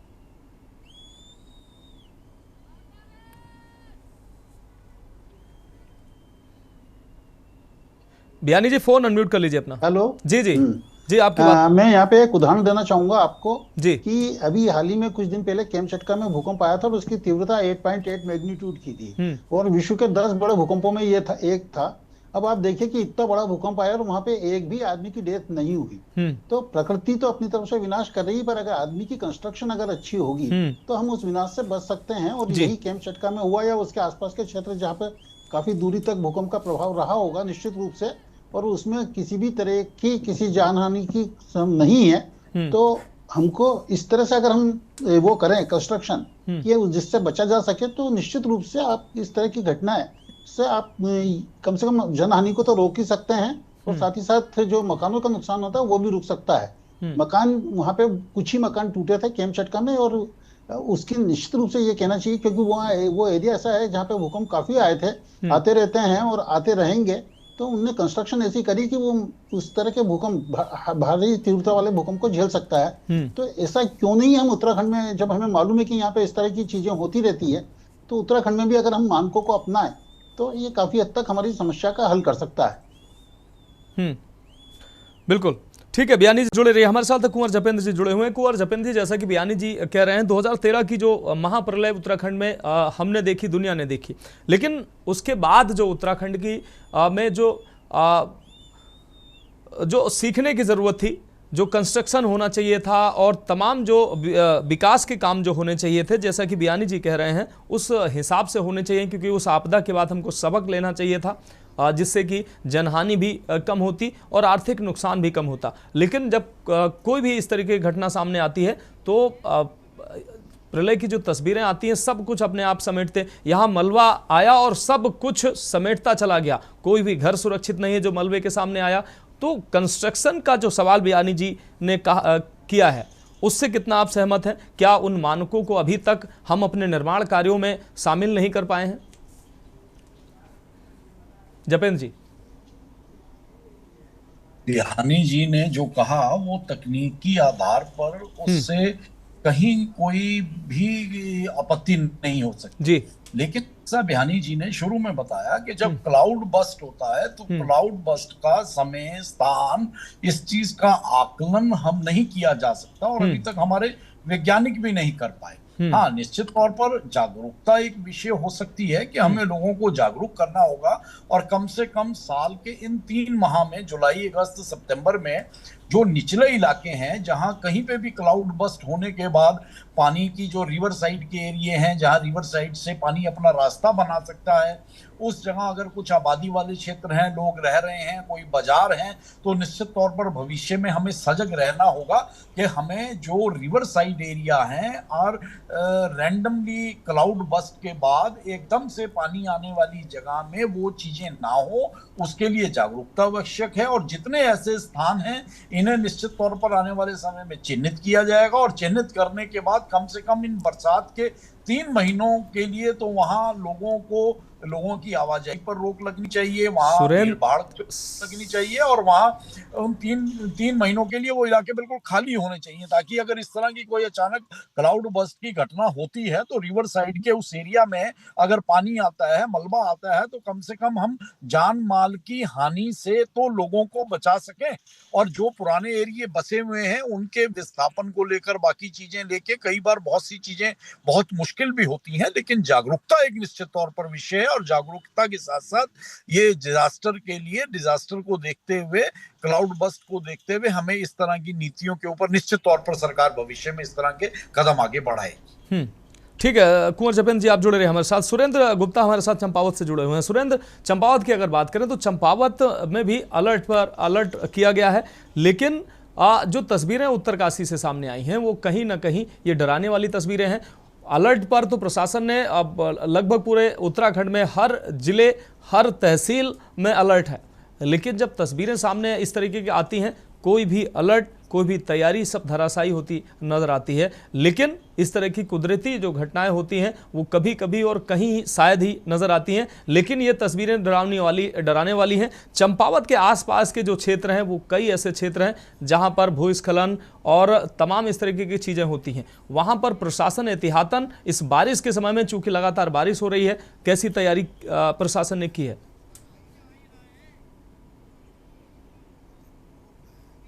सुरेंद्र अनम्यूट कर लीजिए फोन को अपने।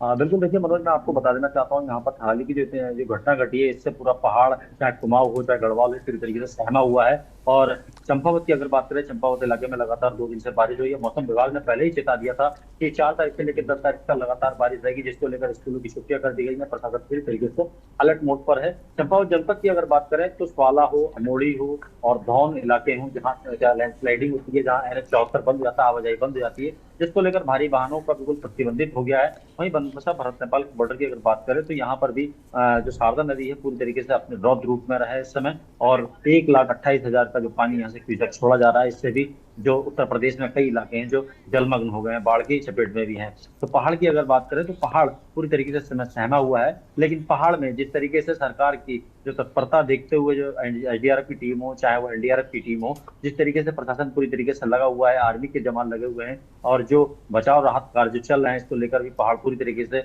निश्चिंत भी है कि सरकार कहीं ना कहीं पूरी तरीके से हमारे लिए तैयारी में अलर्ट है।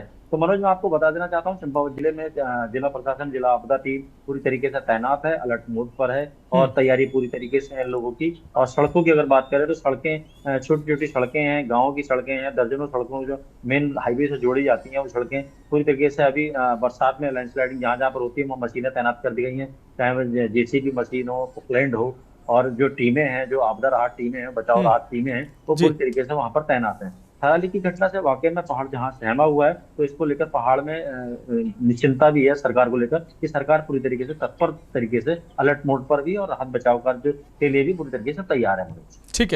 ठीक है, हमारे साथ बसंत कश्यप जुड़े हुए हैं ऋषिकेश से। बसंत, आपका रुख कर एक बार फिर से आपका रुख कर रहे हैं। बसंत, आज जिस तरीके से ऋषिकेश की अगर बात करें, ऋषिकेश जो है बड़ी संख्या में पर्यटक यहाँ पर आते हैं। उत्तरकाशी की घटना जिस तरीके से घटी है, तमाम पर्यटक ऐसी जगह पर जाते हैं पहाड़ी क्षेत्रों में जहां पर दुर्घटनाएं की संभावनाएं रहती हैं। प्रशासन हालांकि तमाम तैयारियों का दावा कर रहा है, लेकिन जब इस तरीके की आपदाएं, इस तरीके की घटनाएं सामने आती हैं तो सारे जो दावे हैं, सारी जो तैयारी है वो कहीं ना कहीं धरी की धरी रह जाती है। ये जो उत्तरकाशी की घटना सामने है, उसके बाद अब ऋषिकेश में पर्यटकों को क्या उनको ऐसी जगहों पर जाने से रोका गया है? अतिरिक्त जो सावधानी बरतनी चाहिए उसके लिए प्रशासन तैयार है, उसकी तैयारी प्रशासन ने की है? बिल्कुल, देखिए मनोज, मैं आपको बता दूं, जब मानसूनी आफत आती है और कुदरत का कहर बरपाता है, तो मानसूनी आफत और कुदरत के कहर से जो इंसान और इंसान की बनाई हुई जो व्यवस्था है वो बोनी साबित होती है। इसी का नजारा इस बार देखने को मिला है। जो थराली में जो बादल फटा, उसके बाद एकाएक वहां पर इस तरह की तबाही देखने को मिली है। हालांकि तीनों हेलीकॉप्टर और एयरफोर्स के जो MI-17 है उनको वहां पे एयरफोर्स पर लगाया जा रहा है, क्योंकि तीनों हेलीकॉप्टरों को किसी भी परिस्थिति में मनोज उड़ सकता है और ज्यादातर उसको ऐसे ही ऑपरेशन पे लगाया जाता है।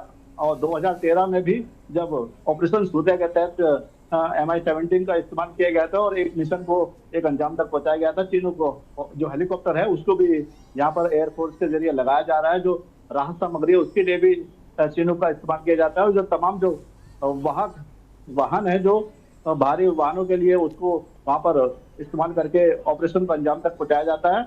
और साथ ही साथ में बता जो ऋषिकेश की बात है, ऋषिकेश में जो तमाम जो जिला प्रशासन है, तहसील प्रशासन है, SDRF है और जल पुलिस के जवान है, पुलिस के जवान है, वो तमाम जो मानसूनी आफत है उससे निपटने के लिए मुस्तैदी से घाटों पर तैनात है। चंद्रभागा नदी और शीशम झाड़ी और जो तटीय इलाके गंगा के वहां पर भी जो अनाउंसमेंट के जरिए लोगों को अपील की जा रही है कि जो तमाम जो लोग हैं वहां पे सुरक्षित स्थानों पर चले जाएं, ताकि किसी भी तरह की जो बाढ़ जैसी स्थिति हो तो उन्हें उस बाढ़ की स्थिति से सुरक्षित निकाला जाए।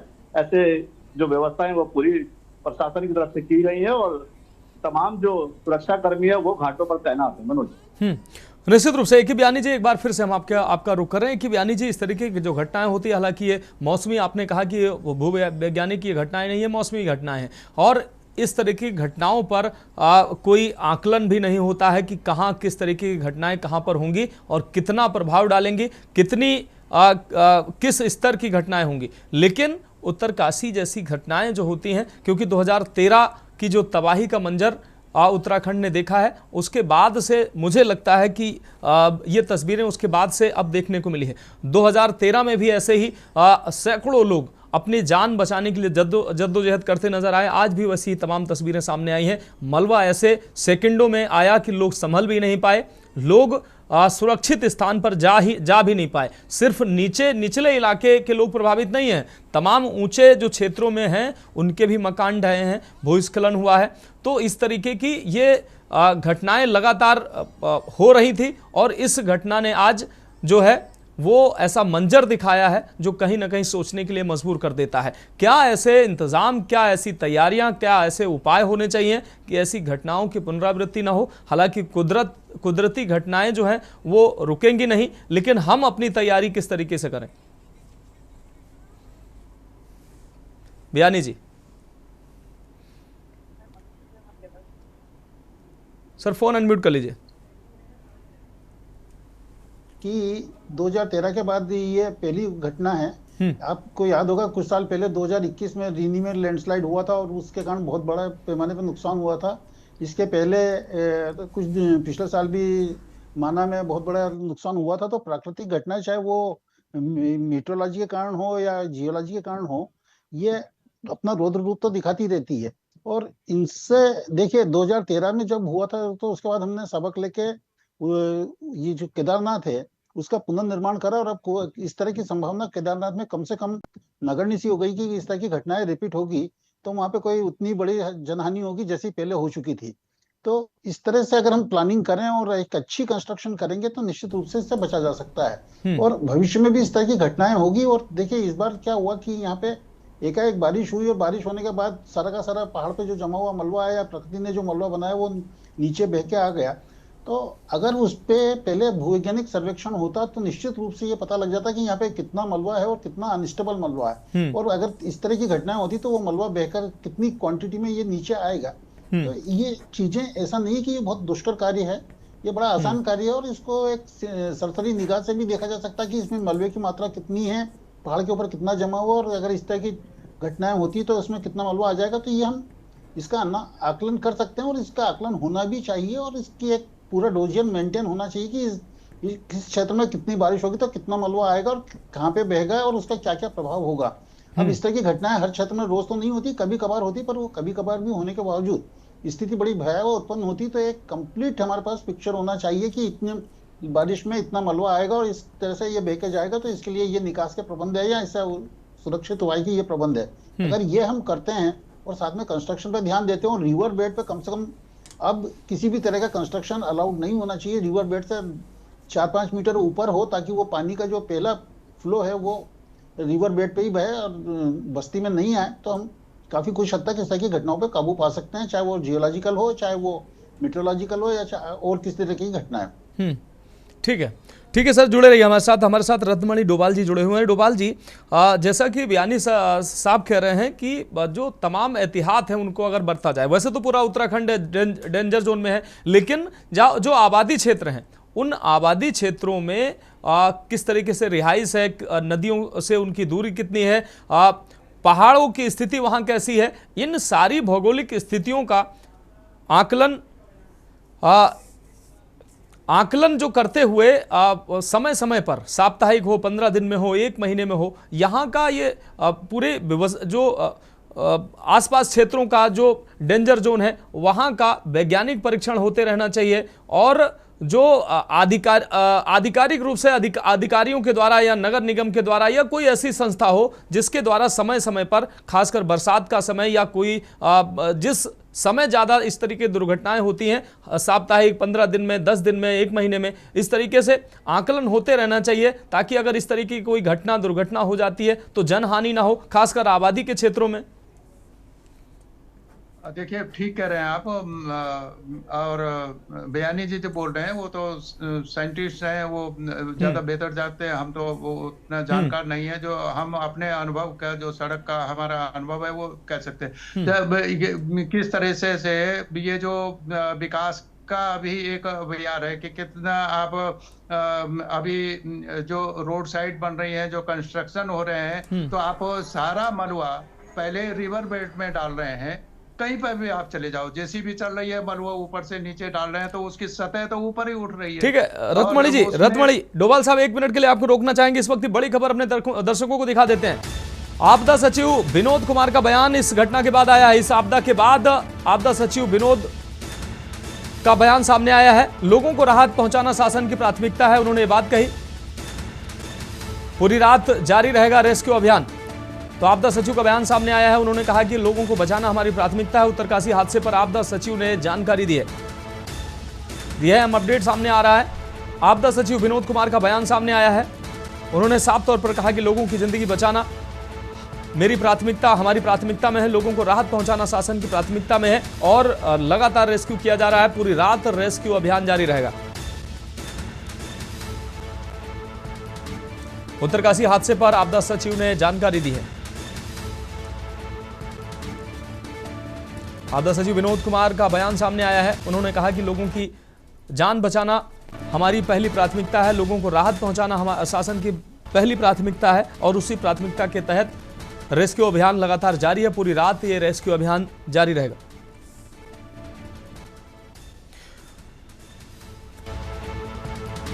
और अब अपने चर्चा में वापस आते हैं। रत्नमणि डोभाल जी हमारे साथ जुड़े हुए हैं। रत्नमणि डोभाल जी, अब अपनी बात रख सकते हैं। देखिए, आप कह रहे हैं कि जीवन बचाना, तो वही तो महत्वपूर्ण काम है इस समय। बाकी चर्चाओं का उसका तो अलग काम है, वो तो आगे भी आप करेंगे निश्चित रूप से। अभी तो ये है कि जो लोग वहाँ हैं उनका जो जीवन है वो ज्यादा कम से कम हानि हो उसकी, और ज्यादा से ज्यादा लोगों को बचा लिया जाए, उसमें सारा सिस्टम लगा हुआ है। वो उसको हम वो नहीं कह रहे हैं, हम उससे की बात है कि इसके बाद इन घटनाओं की, जैसे 13 की है, दूसरे के उससे पहले हमने देखा 70 के दशक में सतपुली में जो हुआ था, और भी कुमाऊं के क्षेत्र में भी कई घटनाएं हुई हैं। अभी ये तो आपके पास में हमारे कोटद्वार में भी 2 लोगों की भूस्खलन, उसकी जान चली गई। आज की ये तो अभी की घटना है, कोटद्वार में भी इस तरह की जो घटनाएं हो रही हैं, इनको कैसे कम किया जाए, कम से कम किया जाए। आप प्रकृति से कैसे हम खिलवाड़ करना डोभाल साहब, मेरा जो सवाल था कि ऐसे डेंजर जोन जो चिन्हित किए गए हों या नहीं चिन्हित किए गए हों, तो चिन्हित होना चाहिए। नदियों के पास के क्षेत्र, बहुत बड़े पहाड़ी के बीच में अगर कहीं आबादी है, बस्ती है, तो ऐसी जगहों को चिन्हित करना, उनका मूल्यांकन करना कि कितने खतरे में है, अगर कोई आपदा आती है तो कितना नुकसान हो सकता है, कितनी जल्दी राहत यहाँ बचाव शुरू किया जा सकता है। तो ये सब जो तैयारियां हैं या ये मूल्यांकन है, क्या नहीं होता है? अगर नहीं होता है तो फिर ऐसी आपदाओं में कैसे त्वरित रूप से रेस्क्यू और राहत कार्य पहुंचाया जाएगा? और ऐसे अगर डेंजर जोन में आबादी क्षेत्र हैं तो वहां पर क्योंकि कुदरती घटनाएं तो रुकेंगे नहीं और ऐसे ही तबाही होती रहेगी। फिर यही आप ठीक कह रहे हैं, वही बात, अगर यही हम देख रहे होते तो इस तबाही से अब बचा जा सकता था। अभी भी जो विजुअल में आप देख लीजिए कहाँ पर निर्माण हो रखे हैं, वो निर्माण की स्थिति आप देखिए और उसके निर्माण की क्वालिटी देखिए कि न्यू के साथ वो सब उखड़ गए। उसमें अगर आपका क्वालिटी ठीक हो, गुणवत्ता में अगर वो स्ट्रक्चर ढंग से खड़ा हो तो आप नुकसान तब भी होगा, लेकिन वो खड़ा तो रहे, कोई वो बचाव की गुंजाइश तो रहे।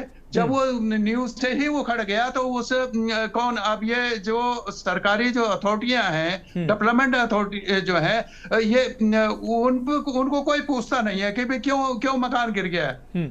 आपने हम बार बार ये कह रहे हैं, उत्तराखंड के बनने से पहले भी जब यहाँ बार बार भूकंप आता है कि एक भूकंपीय क्षेत्र में जब उत्तराखंड में एक मकान का एक डिजाइन तो आप बना दीजिए सुरक्षित, कि इस डिजाइन पे आप करें और जो आपकी डेवलपमेंट अथॉरिटी है उनको जिम्मेदारी लगाएं। और ये रिपोर्टें हैं, साइंटिस्टों की भी हैं, वैज्ञानिकों की हैं, भूगर्भ विज्ञानियों की हैं, सब रखी हुई हैं, ऐसा भी नहीं है कि नहीं है, लेकिन उनको कोई पलटने के लिए तैयार नहीं है। और वो इसलिए होता है कि जब हम विकास कमीशन से जब विकास जोड़ देते हैं, तब ये जो मानक हैं गुणवत्ता के, इसको हम छोड़ देते हैं, भुला देते हैं और लोगों के जीवन के साथ खिलवाड़ होता है फिर। बिल्कुल बिल्कुल, आप हमारे साथ रत्नमणि डोभाल जी जुड़े रहिए। अनिल रावत जी हमारे साथ उत्तरकाशी से हमारे संवाददाता जुड़ चुके हैं। अनिल रावत, एक बार फिर से आपका रुख करें। अनिल रावत, अभी की ताजा अपडेट क्या है, किस तरीके से राहत बचाव कार्य चल रहा है, क्योंकि लगातार जो है जो रेस्क्यू टीमें हैं वहां पहुंचने का सिलसिला लगातार जारी है। वायुसेना की बताया जा रहा है कि मदद ली जा रही है, चिनूक और जो MI-17 जैसे हेलीकॉप्टर है उनकी मदद ली जा रही है, क्योंकि रेस्क्यू में बाधा उत्पन्न हो रही, मौसम अभी उसका एक कारण है और मलबा आ जाने की वजह से रेस्क्यू हो नहीं पा रहा, इसलिए हेलीकॉप्टर की मदद ली जा रही है। ताजा अपडेट क्या सामने आ रही है? बिल्कुल मनोज, बात करें कि जो अभी जो है लगातार जो है उत्तरकाशी जनपद की, पूरे जनपद की बात करें, लगातार बहुत तेज बारिश हो रही है, जिससे जो है कहीं ना कहीं रेस्क्यू में दिक्कत आ रही है। भले आर्मी की जवान की बात करें या NDRF की बात करें, स्थानीय पुलिस बात करें, ये लोग जो है बिल्कुल युद्ध स्तर पे कार्य कर रहे हैं, लेकिन जो तमाम जो मशीनरी है इसमें कहीं ना कहीं दिक्कत आ रही है। मनोज, बिल्कुल बात करें, कहीं ना कहीं सबसे बड़ी दिक्कत ये आने वाली है, क्योंकि समय भी काफी हो चुका है, थोड़ी देर में जो है अंधेरा पड़ने की संभावना है, क्योंकि ठीक है अनिल, आपको रोकेंगे। विनोद कुमार सुमन जी, आपदा प्रबंधन अधिकारी हमारे साथ जुड़ गए हैं। विनोद जी, आपका बहुत स्वागत है कि न्यूज के मंच पर। विनोद जी, उत्तरकाशी में एक भीषण आपदा आई हुई है और ऐसे में जो तबाही का मंजर जो जिसने भी देखा उसके रोंगटे खड़े हो गए, लेकिन मौजूदा समय में किस तरीके से राहत बचाव कार्य चल रहा है, जो रेस्क्यू जो टीमें हैं, आपदा प्रबंधन की जो टीमें हैं, किस तरीके से काम कर रही हैं और लोगों को रेस्क्यू किस तरीके से किया जा रहा है ताकि कम से कम जनहानि हो? देखिए, काफी ज्यादा क्षति हुई है, आपने वीडियो देखा जी, कितना बड़ा मंजर तबाही का लग रहा है जी। और वर्तमान में हमारे 150 के आसपास सेना के और स्थानीय प्रशासन के और SDRF के लोग मौके पर काम कर रहे हैं। लगभग 300 के आसपास हमारे राहत कर्मी रवाना हो चुके हैं घटनास्थल के लिए जी। रास्ते में बरसात होने के कारण कहीं कहीं रास्ता बाधित हो रहा है, जिससे उनके पहुंचने में दिक्कत हो रही है। वो लोग कुछ देर में पहुंच जाएंगे। हमारा राहत बचाव का कार्य रात भर चलेगा जी, ताकि जो भी लोग जिनकी संभावना होगी सबको बचाने का हमारा पहला दायित्व रहेगा जी। हम कोशिश करेंगे कि पहले सबको बचावें, क्योंकि जीवन बचाना बहुत आवश्यक है जी, और इसलिए राहत बचाव कार्य लगातार चल रहा है, लगातार चलता रहेगा। जो लोग प्रभावित हुए हैं उनके खाने पीने की व्यवस्था भी कर दी गई है। जो स्थानीय हमारा वहीं गढ़वाल मंडल विकास निगम का गेस्ट हाउस है, वहाँ पे व्यवस्था की गई है जी। जो लोग अपना जिनकी व्यवस्था ना हो वहाँ जाके खाना पीना खा सकते हैं। इसके अलावा हम लोगों ने हेल्पलाइन नंबर भी जारी किया है जी। और हमारे उच्चाधिकारी राहत, ये हमारा जो आपदा प्रबंधन कंट्रोल रूम है राज्य का, वहाँ पर सब लोग हैं, सब लोग निगरानी रखे हुए हैं। हाँ ठीक है। विनोद कुमार सुमन जी, एक और अहम सवाल है, जिस तरीके से अब ITBP की 3 टीमें, SDRF की 3 टीमें, NDRF की टीमें और वायुसेना की भी जो जानकारी आ रही है कि मदद ली जा रही है, क्योंकि रेस्क्यू कार्यों में बाधा आ रही है, मौसम इसकी वजह है, तो क्या वायुसेना की भी मदद ली जा रही है? और ये जो टीमें जिनकी बात कही जा रही है ये मौके पर पहुंच चुकी हैं और ये रेस्क्यू में जुट चुकी हैं? देखिए, अभी रास्ते में हैं जी। 300 हमारे राहत बचाव दल के लोग, जिसमें NDRF के लोग हैं, SDRF के लोग हैं, ITBP के लोग हैं, लोकल पुलिस के लोग हैं, स्थानीय प्रशासन के लोग हैं, सब लोग रास्ते में हैं, मौके पर जा रहे हैं। एक दो जगह बरसात के कारण रास्ता बंद हुआ है, जिससे राहत बचाव कार्य में दिक्कत हो रही है, बट कुछ देर में पहुंच जाएंगे और राहत बचाव कार्य में तेजी आएगी। वर्तमान में मौके पर लगभग 150 लोग काम कर रहे हैं राहत बचाव के लिए। जी सुमन साहब, एक और अहम सवाल, विनोद सुमन जी, एक और अहम सवाल, वायुसेना की मदद लेने की जो बात सामने आ रही है, MI-17 और चिनूक जैसे हेलीकॉप्टरों की मदद ली जाएगी लोगों को बचाने के लिए, ये खबर सामने आ रही है, क्या वायुसेना की मदद ली जा रही है रेस्क्यू में? बिल्कुल सही खबर है, और वायुसेना ने हमको मदद दिया है। भारत सरकार के माननीय मुख्यमंत्री जी ने भारत सरकार से अनुरोध किया था, उसके बाद हमको चिनूक और MI-17 अवेलेबल कराए गए हैं। वो तैयार हैं चलने के लिए, ऑपरेशन के लिए तैयार हैं, बट मौसम बाधा उत्पन्न हो रही है मौसम के कारण अब वो उड़ान नहीं भर पा रहे हैं। जो ही मौसम साफ होता है तत्काल उनकी सेवाएं दी जाएंगी। ठीक है विनोद जी, कितने लोगों की अब अभी वहां फंसे होने की संभावनाएं हैं, जबकि बाकी लोगों को बड़ी संख्या में जो जानकारी सामने आ रही है कि आपने रेस्क्यू करके निकाला भी है? देखिए, रेस्क्यू का काम जैसे हमने कहा काफी तेजी से चल रहा है, इसकी कनेक्टिविटी नहीं है वहाँ पर, इसलिए दिक्कत हो रही है। अभी संख्या नहीं बता पाएंगे। हमारा काम, पहला काम है कि लोगों को बचाना, वो हम कर रहे हैं। हम संख्या के बारे में थोड़ी देर में बताएंगे। ठीक है विनोद जी, आखिरी सवाल। विनोद जी, जिस तरीके से अब राहत बचाव कार्य जारी है, लोग मलबे से निकाले जा रहे हैं, मेडिकल टीमों की अगर बात करें, एम्बुलेंस की अगर बात करें, एम्बुलेंस वहां नहीं पहुंच पा रही होगी, लेकिन मेडिकल टीमें, डॉक्टरों की टीमें वहां पहुंचाई गई हैं। क्या लोगों को मौके पर ही इलाज मिल सके, उनकी जान बचाई जा सके, इसके इंतजाम किए गए हैं? देखिए, स्थानीय वहाँ पे हरसिल में सेना का अपना सेटअप है, तो सेना के द्वारा किया जा रहा है। बाकी जो लोकल के लोग हैं, चिकित्सक, उनकी सेवाएं ली जा रही हैं।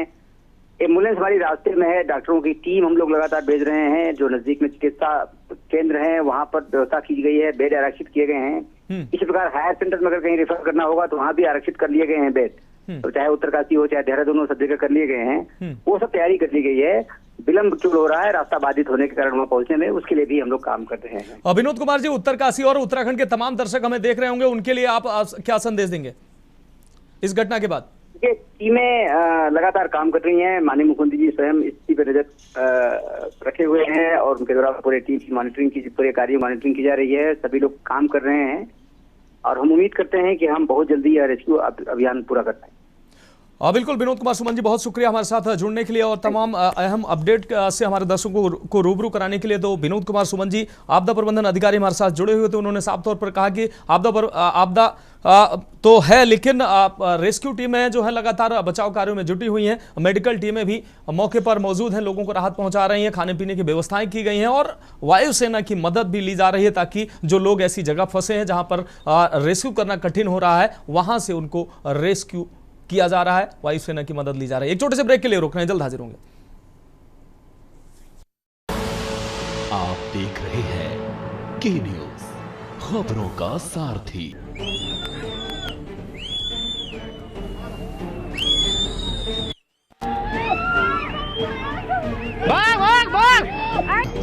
अरे हम तो इधर ही हैं, हर्षमुखपुरा की तरफ। ये तो आ ही रहा लगातार है।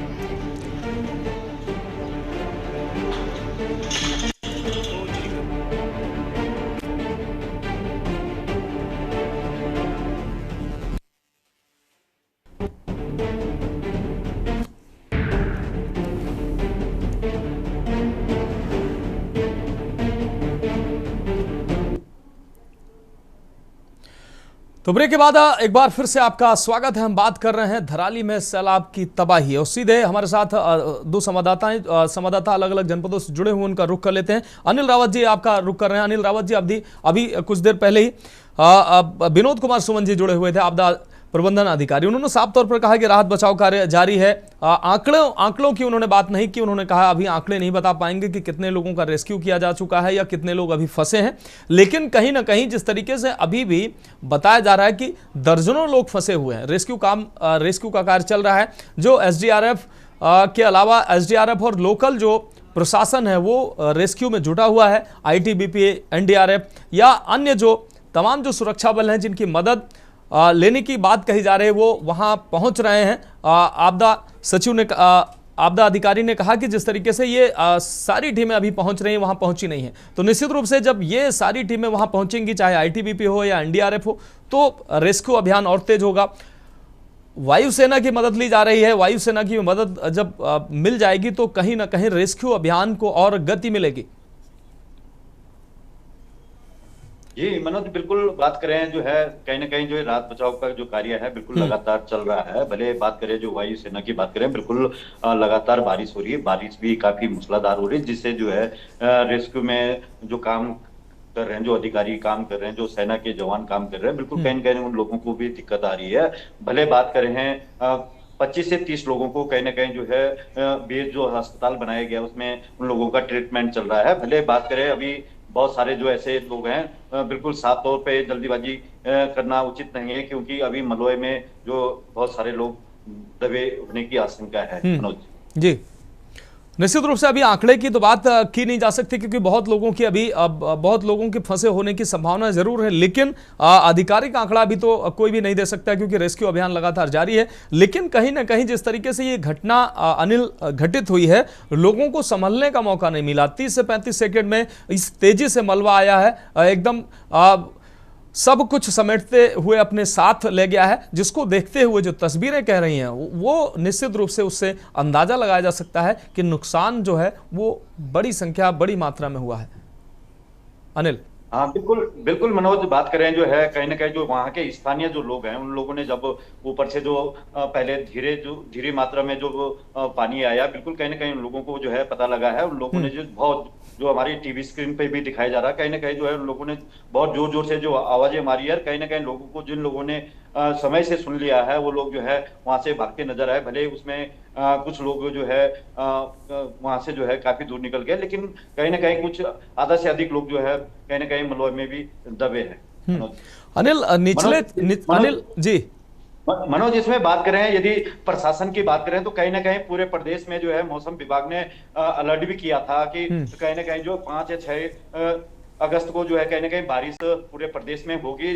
तमाम जो है कई जिलों को अलर्ट भी किया गया। बात करें उत्तरकाशी जनपद की यदि मैं बात करूं तो इसमें कहीं ना कहीं जो है आज जो है जिला प्रशासन की तरफ से जो स्कूलों की बात करें या फिर आंगनबाड़ी केंद्रों की बात करें तो बिल्कुल इसमें बिल्कुल कहीं छुट्टी जो है जिला प्रशासन की ओर से नहीं किया।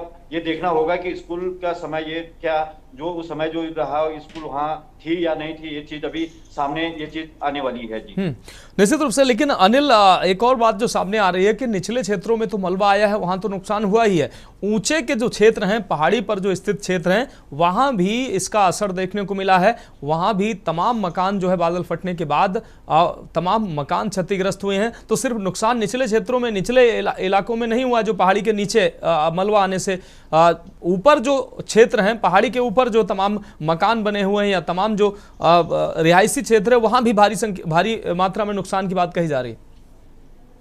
बिल्कुल मनोज, इसमें बात करें जो निचला इलाका हो या फिर ऊपरी इलाके की बात करें, कहीं ना कहीं जो है जो मकान है वहाँ जो स्थानीय मकान है या पर्यटक से संबंधित बने हुए हैं जो मकान है, होटल्स हैं, होम स्टे हैं, बिल्कुल कहीं ना कहीं जो है बहुत भारी नुकसान हुआ। बात करें इसमें जो है मनोज, सबसे बड़ी बात इसमें एक सामने आ रही कि जो आजकल जो है यात्रा जो है बिल्कुल कहीं बरसात के वजह से बिल्कुल कम है। यदि ये मई जून की बात होती है तो कहीं ना कहीं जो है बहुत बड़ी तबाही होती। मनोज निश्चित रूप से। अनिल, अगर बात की जाए 15 से 20 होटल जो है इसमें क्षतिग्रस्त इसके आगोश में आए हैं, इस मलबे के और इससे तबाही के आगोश में आए हैं।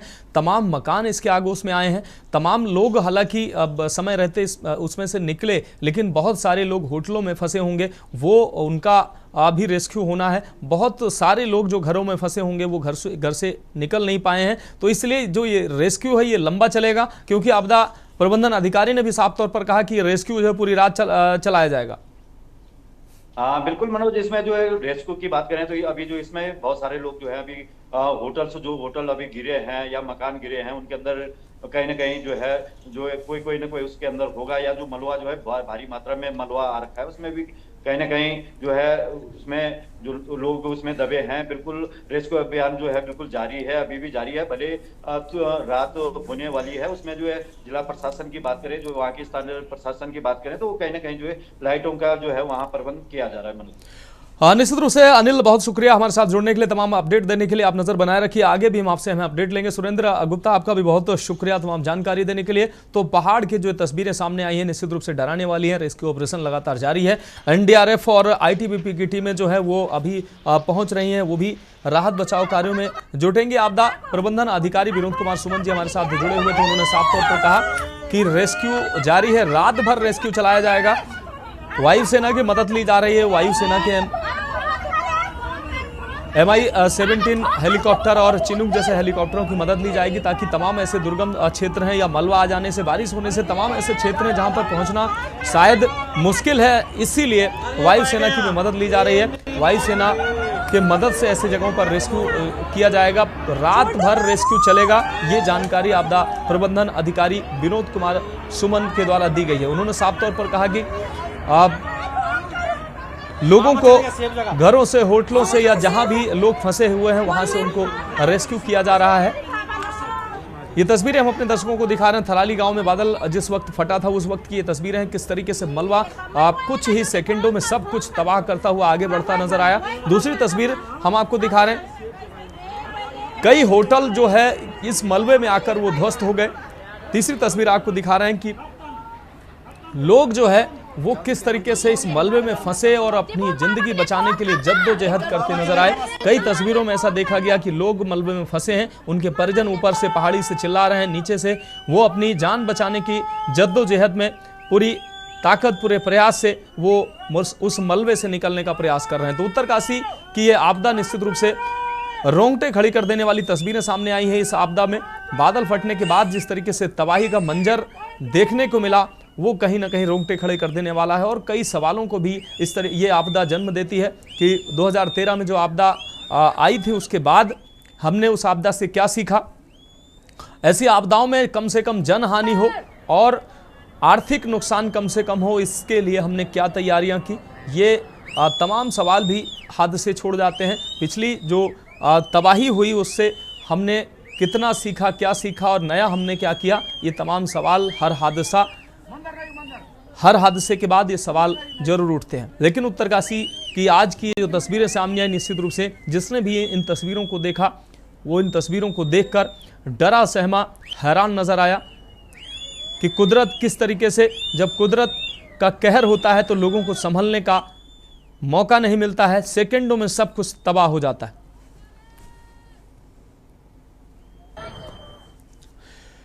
तो फिलहाल अभी के लिए मेरे साथ इतना ही, मुझे दीजिए इजाजत और लगातार धराली में सैलाब की जो तस्वीरें हैं और इस पर अहम अपडेट के न्यूज पर लगातार जारी है। आप देख रहे हैं के न्यूज, खबरों का सारथी।